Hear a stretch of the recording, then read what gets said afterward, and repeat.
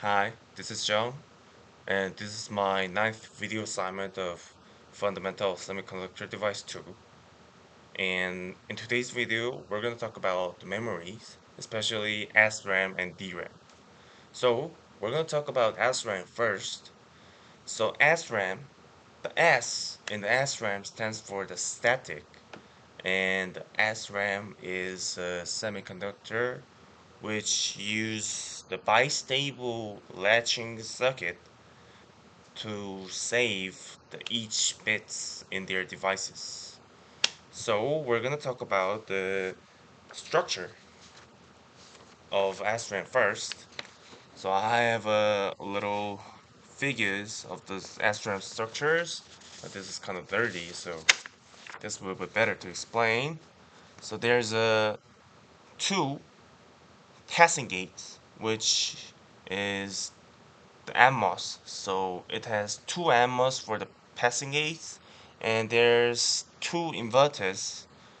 And each inverters are made of one MOS and one PMOS. So one inverter have two transistors. So if SRAM has two transistors, it means SRAM has four transistors. So totally, the SRAM has there's four transistors and two transistors more, so SRAM have six transistors in the structure.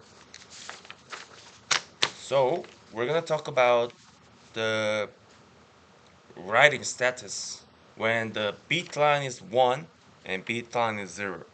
So when the beat line is 1, so in this situation, we're gonna assume that the word line is always 1.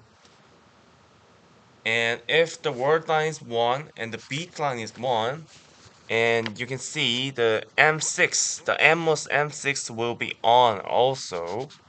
So it will be closed.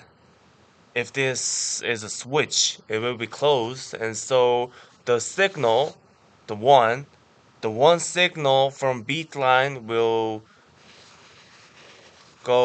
pass to the Q, and Q will be 1 also. And in this structure, and this SRAM structure, the Q is input of the M1, M2 inverter, and the M1 is MMOS and M2 is PMOS. So when the input of the M1, M2 inverter is 1, then M1 will be on and M2 will be off, right?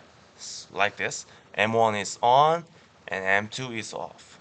And in this situation, the this this circuit, I mean the Q bar will connect it to the ground, which called pull down. The pull down will happen, and the Q1 will be 0. And the Q1 is input of the M3 and M4 inverter. So when the M3 and M4 inverters input is 0, then the PMOS M4 will on and NMOS M3 will be off. So in this inverter, the Q the Q will be connected to a word line, I mean the VDD, and this is a pull up situation. So it gets pulled up and Q will connect it with VDD, so will be Q still be 1. So this is the result when the BL is 1. And now we're gonna talk about when the BL is 0. So when the BL is 0,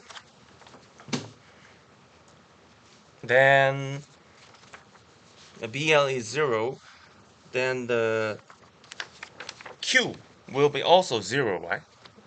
Q will be also 0, and the input of M1, M2 inverter's input will be also 0, then the NMOS M1 will off, and PMOS M2 will on, right? So, and then there will be a pull up to Q bar, then Q bar will be 1 by pull up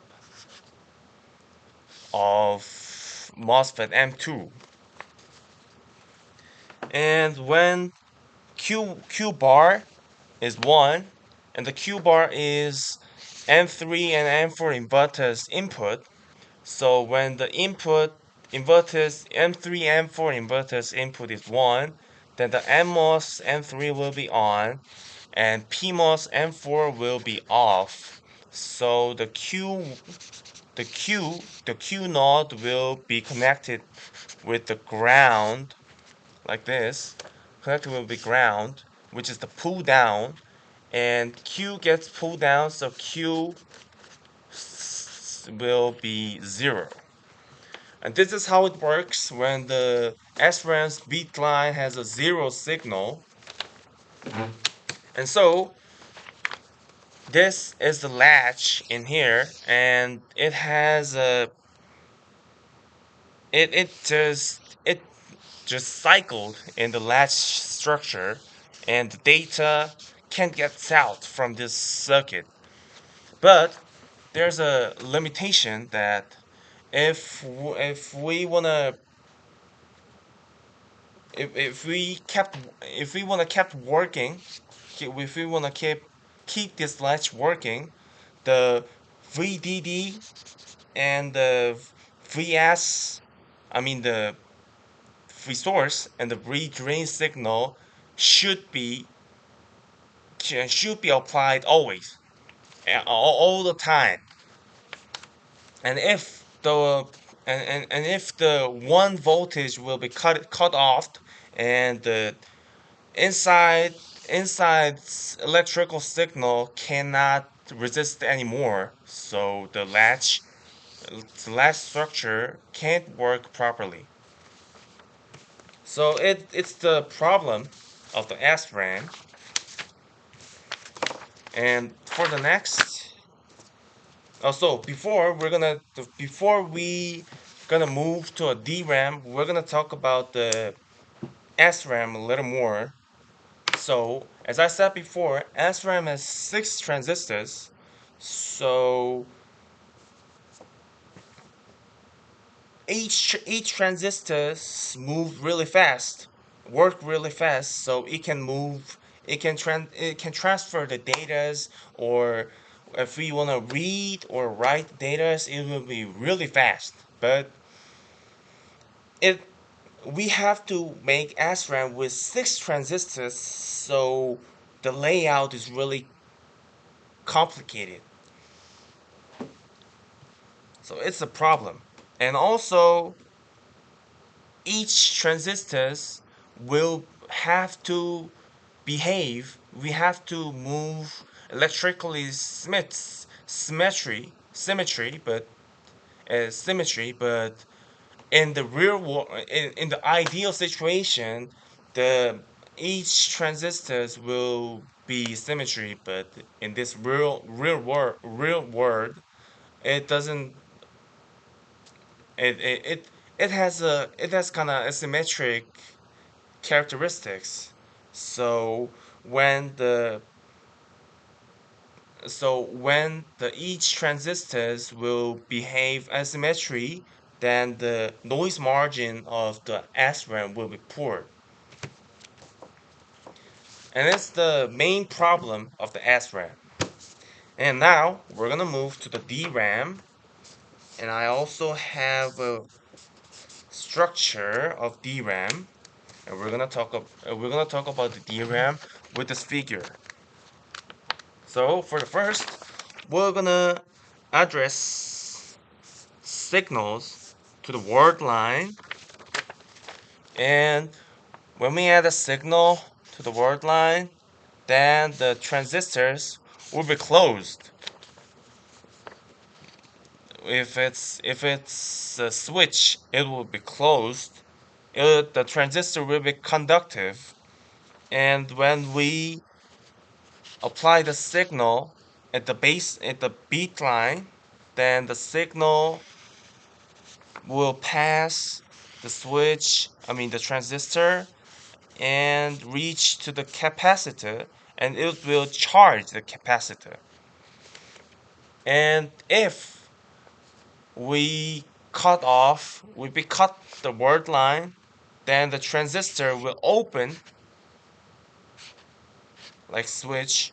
Transistor will be open, and the beat line signal can reach to the capacitor anymore. Then the charge will accumulate in the capacitor.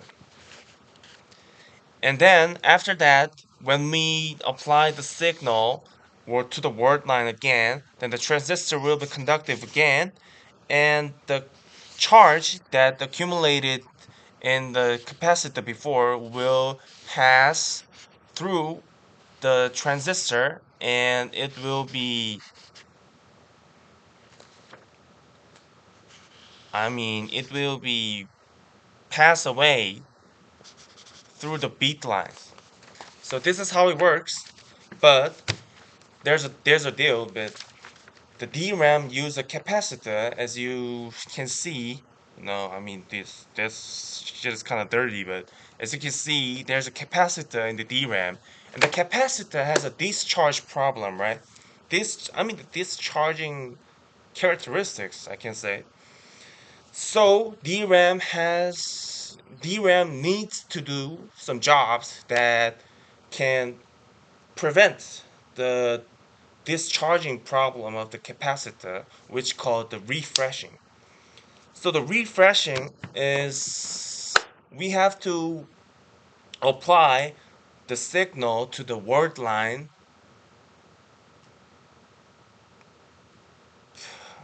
Is it okay with the casually period periodic periodically periodically? Yeah, I'm sorry, but I'm not good at English, so I'm gonna use a dictionary for this word. Yeah, periodically. Yeah, perfect. We have to apply the signal at the word line periodically to refresh the cap. And if we put the signal in the word line and the cap has some data in there, and then we're gonna leave it, and if the we're gonna refresh it. Yeah, there's a mistake. We're gonna refresh it, which is the refreshing that we called. But if we refreshing the DRAM,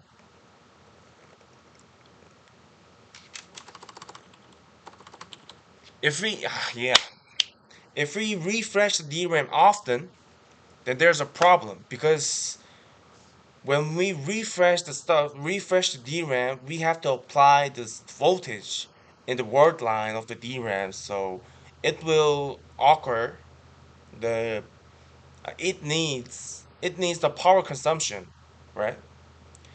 So if we if we refresh the DRAM more often, then the more power consumption will need it.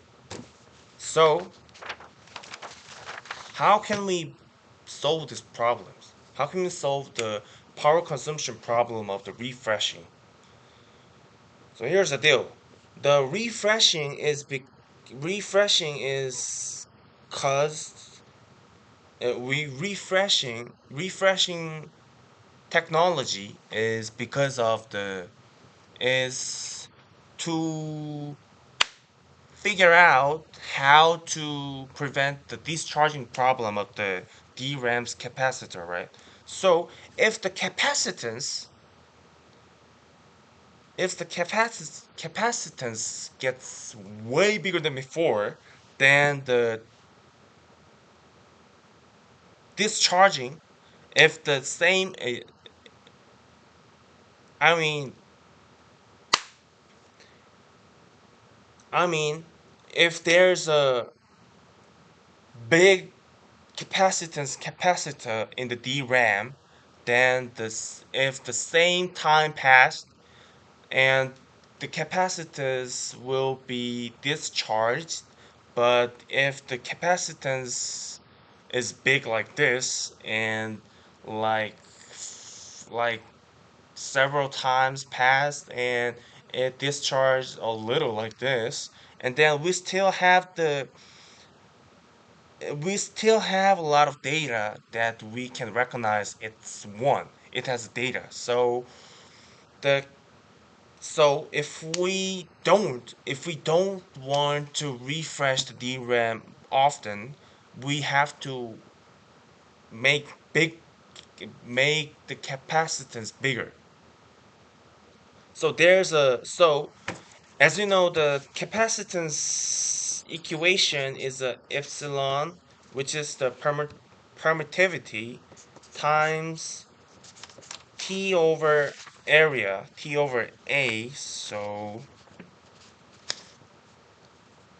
when we want to make capacitance bigger, we can make thickness smaller and the area bigger, or the big permittivity. So for the first, when we want to, so if we want to make thickness thinner, then we can just so if there's a cylindrical capacitance, then we can make the thickness of the and we can make the distance between the core and outside way thinner than before. Then the capacitance thickness will be gets lower, so we can make the capacitance bigger. And for the second, if we want to make permittivity bigger, we can use different dielectric materials like high Ks.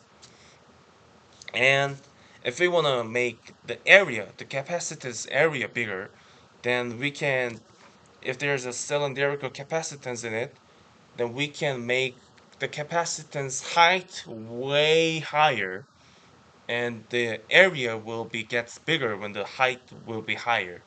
So that's the solution to make the capacitance bigger. So so to do refreshing, not often. And so there's a summary of the SRAM and DRAM in here. And as you can see, SRAM is a 61 cell.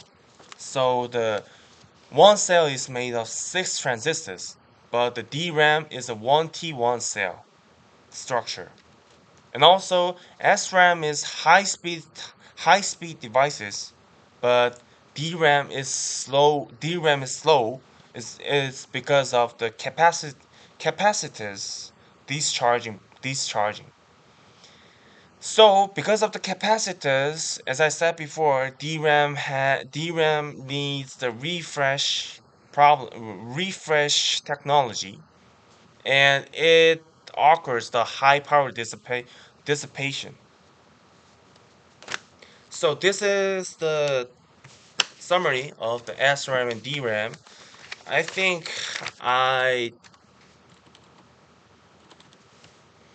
stammered a lot in this video because it's 1:30 a.m. So, and I'm really tired and sleepy right now. So I think, but thanks for listening. I will be back with the better condition and better pronunciation and better speaking skills with next video. In next video, if the next video is existed, because we'll all our so because this is the last part of the fundamental semiconductor device too. But anyways, thanks for listening and see ya.